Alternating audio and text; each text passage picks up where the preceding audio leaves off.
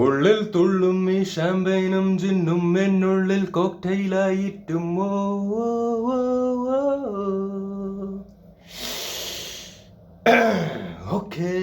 ഓക്കേല അടി ചിങ്കാരി കുഞ്ചല ഒരു രസം. Hello, good morning, good afternoon, good evening, ladies and gentlemen, welcome to my channel guys. എന്തൊക്കെയുണ്ട്, സുഖമായിരിക്കുന്നു, പ്രതീക്ഷിക്കുന്നു. ഹൃദയപൂർവ്വം ഒഫീഷ്യൽ ടീസർ വന്നിരിക്കുകയാണ് സുഹൃത്തുക്കളെ. നല്ല രസമുള്ള കമ്പനിയിൽ ലാലേട്ടൻ കൂളിംഗ് ഗ്ലാസ് ഒക്കെ ഇട്ടിട്ട് അതിൻ്റെ ഇടയിൽ കൂടെയൊക്കെ നോക്കുന്നുണ്ട്. Looks funny. ഒന്നാമത് ഇന്നല്ല ഇന്നലെ ഇന്നൊക്കെ ആയിട്ട് ലാലേട്ടനോടുള്ള സ്നേഹം വല്ലാതെ ഇങ്ങോട്ട് കൂടിയിട്ട് ഇരിക്കുകയാണ്. കാരണം ഇന്നലെ ഈ ചെങ്ങായിയുടെ ആഡ്, പ്രകാശ് വർമ്മയുടെ കൂടെയുള്ള ആഡ് കണ്ടിട്ട് ഞാൻ ഞെട്ടുകല്ലേ. ഞാൻ എക്സ്പെക്ട് ചെയ്യുന്നില്ല. എന്ത് ഗംഭീരമായിട്ടാണ് അതിൻ്റെ അകത്ത് അത് എടുത്തു വെച്ചിരിക്കുന്ന. ഗംഭീരമായിട്ട് പുള്ളി ചെയ്ത് നല്ല രസമായിട്ട് ആസ് എൻ ആക്ടർ. മോനെ, പുള്ളി അത്ഭുതമാണെന്ന് പറയുന്നത് വെറുതെ അല്ല. അത് എപ്പോഴും പറയാറുണ്ട്. അത് പക്ഷെ വീണ്ടും വീണ്ടും പറയുമ്പോഴും എനിക്ക് ക്രിഞ്ചായിട്ട് തോന്നുന്നില്ല. ബിക്കോസ് അത്ഭുതപ്പെടുത്തിക്കൊണ്ടേ ഇരിക്കുകയാണ്, അല്ലെങ്കിൽ രസിപ്പിച്ചുകൊണ്ടേ ഇരിക്കുകയാണ്. അത് ഞാൻ ഓൾറെഡി അതിനെക്കുറിച്ച് ഒരു വീഡിയോ ഇതിന് മുമ്പ് ചെയ്തു. ബട്ട് ഒരു ഫ്ലോയിൽ ഈ ഒരു വീഡിയോൻ്റെ അകത്തും അത് കയറി അങ്ങ് വന്നപ്പോൾ അങ്ങ് പറഞ്ഞു പോയതാണ്. അപ്പോൾ അതെന്തെങ്കിലും ആവട്ടെ. ടീച്ചർ കാണാം. Where are you from? Kerala. Oh, nice. I love Malayalam film industry. Very sensible. But my girlfriend, she's totally Bollywood style. Okay. You saw this stuff I'm doing just for her. But I love Fafa, man. Papa. Fat Fasil. Oh. Avesham, Kumbalangi Nights. What a performance. Ice drama. But we have good senior actors also. No. Only Fafa. Only Fafa? Yes.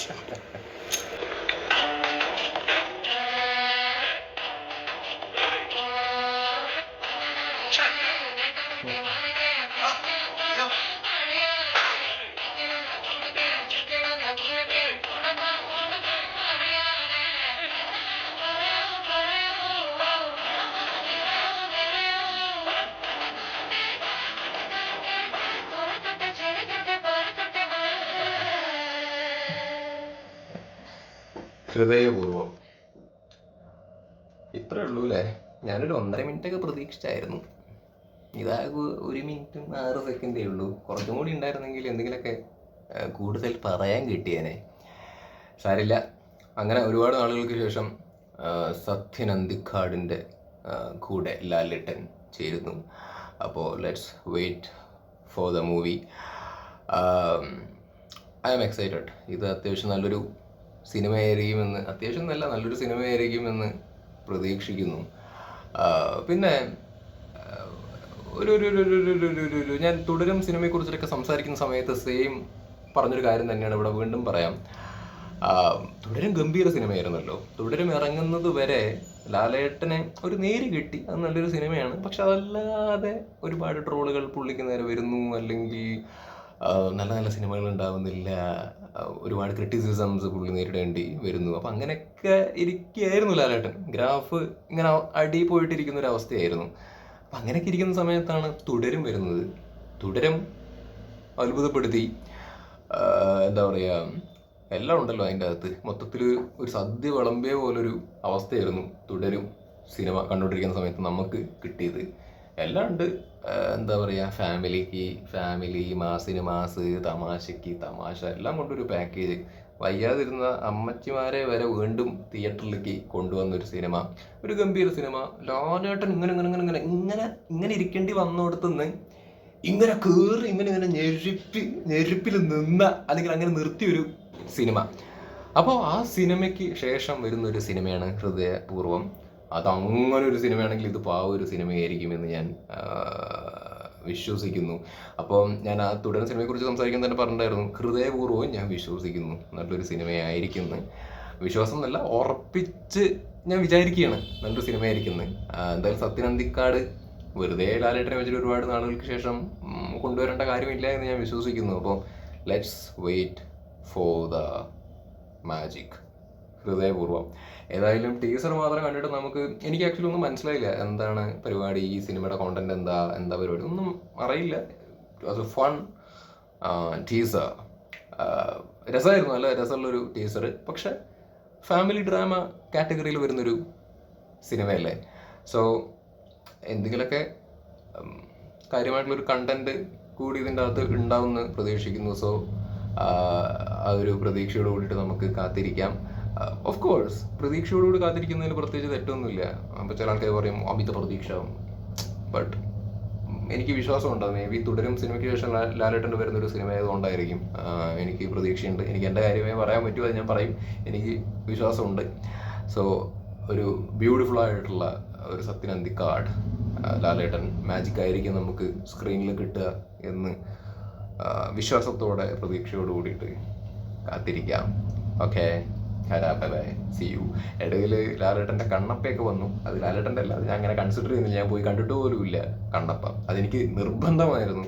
Kannappa ഞാൻ കാണുന്നില്ല. കാരണം തുടരത്തിന് ശേഷം ഞാൻ ഇനി ഹൃദയപൂർവ്വമേ തിയേറ്ററിൽ പോയിട്ട് കാണുള്ളൂ. ലാലേട്ടൻ cameo ആയിട്ടാണ് കണ്ണപ്പയിൽ വരുന്നത്. എനിക്ക് ലാലേട്ടനെ കാണാൻ കണ്ണപ്പ കാണണ്ട എന്ന് തീരുമാനം എടുത്തിട്ട് ഞാൻ പോയില്ല കണ്ണപ്പയ്ക്ക്. ഇപ്പം ഹൃദയപൂർവ്വത്തിനാണ് കയറാൻ വേണ്ടിയിട്ട് പോകുന്നത്. കാരണം തുടരുമൊക്കെ കണ്ടിട്ട് ലാലേട്ടൻ ഇങ്ങനെ ഞാൻ വെച്ചിട്ടുണ്ട് മനസ്സിൻ്റെ അകത്ത്. അപ്പോൾ കണ്ണപ്പ കണ്ടിട്ട് ഇനിയിപ്പോൾ നിരാശപ്പെടുകയാണെന്നുണ്ടെങ്കിൽ എനിക്ക് വയ്യ.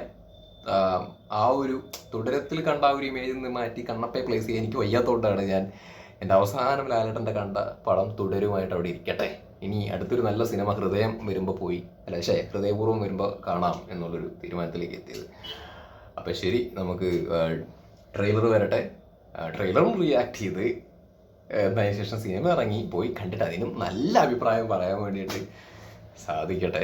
ഞാൻ ഫസ്റ്റ് പറഞ്ഞൊരു സംഗതി ഉണ്ടല്ലോ, മറ്റേ ആഡിൻ്റെ സംഗതി, അത് ആക്ച്വലി ഞാൻ വീഡിയോ കുറച്ച് നേരത്തെ ഇട്ടു. ഇന്നലെ വന്ന മറ്റേ വിൻസ്മേറ ജുവൽസിൻ്റെ കുറച്ചുകൂടി വെയിറ്റ് ചെയ്തിരുന്നിട്ട് കാത്തിരുന്നിട്ട് ഇടായിരുന്നു എന്ന് തോന്നുന്നു. കാരണം ഞാൻ ആ വീഡിയോ ചെയ്തതിന് ശേഷമാണ് പിന്നെ എനിക്ക് ഒരുപാട് കാര്യങ്ങൾ സംസാരിക്കാനൊക്കെ തോന്നിയത്.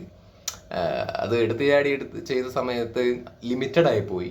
നമ്മൾ ഈ സ്പോട്ടിൽ വീഡിയോ എടുക്കലായതുകൊണ്ട് നമുക്ക് പ്ലാനിങ് ഒന്നുമില്ലല്ലോ, കാണുന്നു പറയുന്നു അങ്ങനെ ഒരു സംഗതിയാണ്. അപ്പോൾ അതുകൊണ്ട് തന്നെ ആദ്യമായിട്ടാണ് എനിക്കത് പറയാൻ തോന്നിയ കാര്യങ്ങളെല്ലാം ഒന്നും പറയാൻ പറ്റിയില്ല ആ ഒരു ആഡിനെ കുറിച്ചിട്ട്.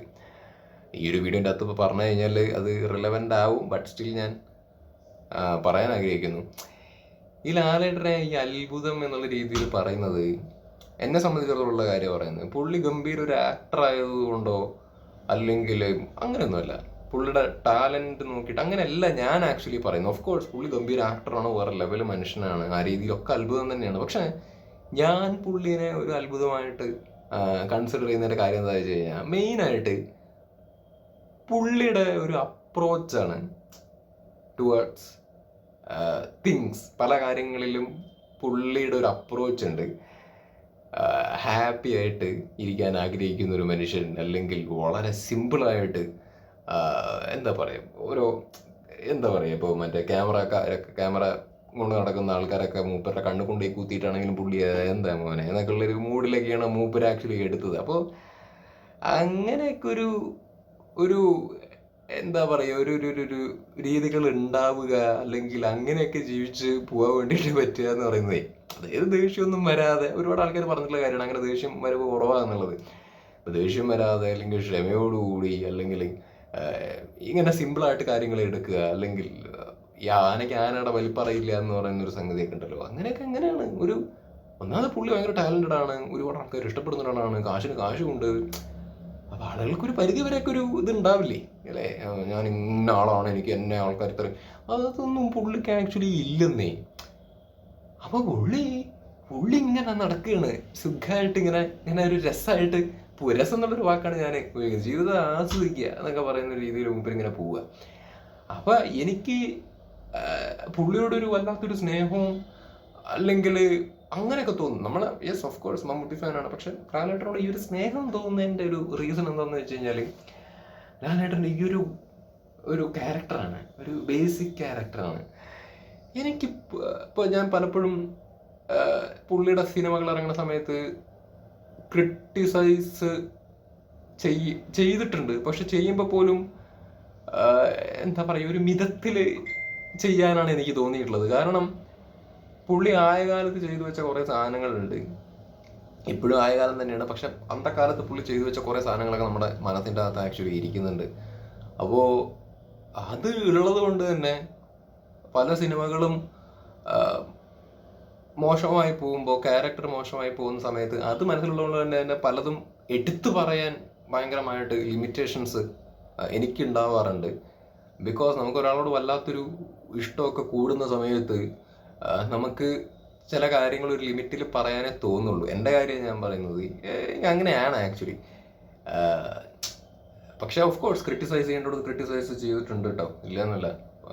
പക്ഷേ ഞാൻ ഇത്രയും സന്തോഷം തോന്നിയതിൻ്റെ റീസൺ എന്താ വെച്ചാൽ തുടരും വന്നപ്പോൾ ബാക്കിയുള്ളതിൻ്റെ ഒക്കെ ക്ഷീണം കംപ്ലീറ്റ്ലി തീർത്തു. സീരിയസ്ലി എല്ലാം തീർത്തു. ഈ ട്രോളന്മാരുടെ ചെപ്പക്കുറ്റി നോക്കി അടിക്കുക എന്നൊക്കെ പറയണ അടിയായിരുന്നു ആ സിനിമയ്ക്കകത്ത് പുള്ളി തന്നത്. കാരണം അഭിനയത്തിൻ്റെ ടച്ച് വിട്ടുപോയി, പഴയ ലാലേട്ടൻ്റെ അത് പോയി എന്നൊക്കെ പറഞ്ഞിട്ട് കുറേ ഉണ്ടായിരുന്നു. പക്ഷെ അതിൻ്റെ അകത്ത് എല്ലാം തീർത്ത്. ബാത്റൂമിലുള്ള മറ്റേ സീക്വൻസ് ഉണ്ടല്ലോ, ഇമോഷണൽ സീക്വൻസ് ആയിക്കോട്ടെ, പിന്നെ മറ്റേ പോലീസ് സ്റ്റേഷനിൽ കാണാൻ ചാടി കയറി വന്നിട്ട് മാസ് കാണിക്കേണ്ട മുണ്ട് മടക്കിയുള്ള പരിപാടി ആയിക്കോട്ടെ. അണ്ണൻ അന്ന് മുണ്ട് മടക്കിയാലും ശരി, ഇന്ന് മുണ്ട് മടക്കിയാലും ശരി, കൈയടിക്കാൻ ആൾക്കാരുണ്ട്, ആവേശം മൂക്കാൻ ആളുകളുണ്ട് എന്നുള്ളതാണ്. അപ്പോൾ നമ്മളിവിടെയൊക്കെ തന്നെ ഉണ്ട്.